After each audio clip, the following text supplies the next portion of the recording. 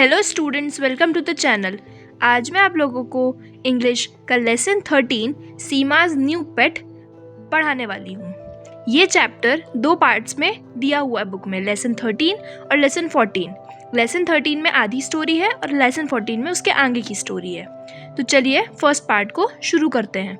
Seema had always wanted a white puppy but her mummy was unsure if she was big enough to take care of a pet.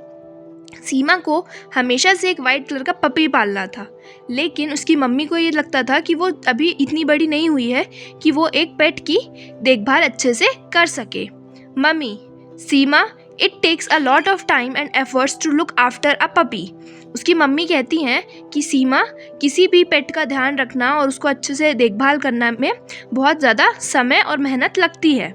Seema, oh yes, I know it all. You have to feed it, bath it and take the puppy for walks. I am grown up and sensible. तो वो अपनी mummy से कहती है कि हाँ mummy, मुझे मालूम है कि इसमें बहुत मेहनत लगती है, हमें उसे खाना खिलाना होता है, नहलाना होता है और उसे घुमाने भी ले जाना होता है। अब मैं बड़ी हो गई हूँ और समझदार हो गई हूँ। Mummy, do you know how difficult it is? उसकी मम्मी जो है फिर वो कहती है कि क्या तुम्हें पता है ये कितना डिफ़िकल्ट है? Seema, I know mummy and I think I can do it all. Well, most of it. I would be really good and love the puppy so much.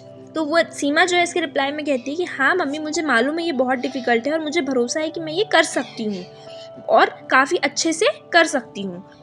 I would be really good, मैं बहुत अच्छे से करूँगी और puppy को बहुत सारा प्यार दूंगी। Mummy, well, I will ask your daddy if we can get one for you. That night, after dinner, Seema went to bed early and Mummy spoke to Daddy about bringing in a new pet. फिर रात में उसकी जो mummy है वो कहती है कि ठीक है, मैं तुम्हारे पापा से पूछूंगी कि क्या हम तुम्हारे लिए एक पपी खरीद सकते हैं कि नहीं। खाना खाने के बाद जब उन लोग का डिनर होता है तो उसके बाद सीमा जो है वो जल्दी सोने चली जाती है और उसकी मम्मी पापा से एक नया पेट लाने के बारे में बात करती हैं। Daddy, I think that's a good idea, it would teach her responsibilities. उसके जो फादर हैं वो कहते हैं कि ये शायद अच्छा आइडिया है उसके लिए एक पेट लाने का, क्योंकि इससे वो अपनी रिस्पॉन्सिबिलिटी समझने लगेगी कि उसे किसी का अपनी रिस्पॉन्सिबल हो जाएगी, थोड़ी जिम्मेदार हो जाएगी। उसको डॉगी का ध्यान रखना होगा, उसको खिलाना पिलाना होगा, तो थोड़ी रिस्पॉन्सिबिलिटी बढ़ जाएंगी। Mummy, well then let it be a surprise. तो मम्मी जो है वो कहती हैं कि चलो ठीक है, अगर फाइनल हो रहा है ये तो हम इसे एक सरप्राइज के तौर पे देते हैं। That day while Seema was at school, her parents bought a little white puppy home in the box with holes. दूसरे दिन जब सीमा स्कूल गई होती है तब उसके पेरेंट्स एक वाइट कलर का पपी उसके लिए लाते हैं, एक बॉक्स में, कार्डबोर्ड बॉक्स में, जिसमें होल्स रहते हैं, जिससे उस पपी को सांस लेने के लिए हवा मिलती रहे, और उसमें लेकर आते हैं। They tied it with a pink ribbon on top and hide the box in the Seema's room. वो उससे लेकर उस बॉक्स को एक पिंक कलर की रिबन से ऊपर बांध देते हैं और उस बॉक्स को सीमा के रूम में छुपा देते हैं। When Seema came home back she looked very sad. अब जब सीमा रहती है, जो घर आती है जब वो स्कूल से, तो वो काफ़ी उदास दिखती रहती है। Mummy, what is the matter dear? उसकी जो मम्मी है वो उससे पूछती हैं कि बेटा क्या हो गया? Seema, I was talking with my friend Raima and she told me she got a puppy on her birthday. I want one. Daddy please से समथिंग। वो कहती है कि मेरी एक फ्रेंड है राइमा, उससे मैं आज बात कर रही थी और उसने बताया कि उसको बर्थडे पे एक पपी गिफ्ट मिला है, मुझे भी एक पपी चाहिए। डैडी प्लीज़ कुछ बोलिए। वो अपने पापा से ऐसे कहती है।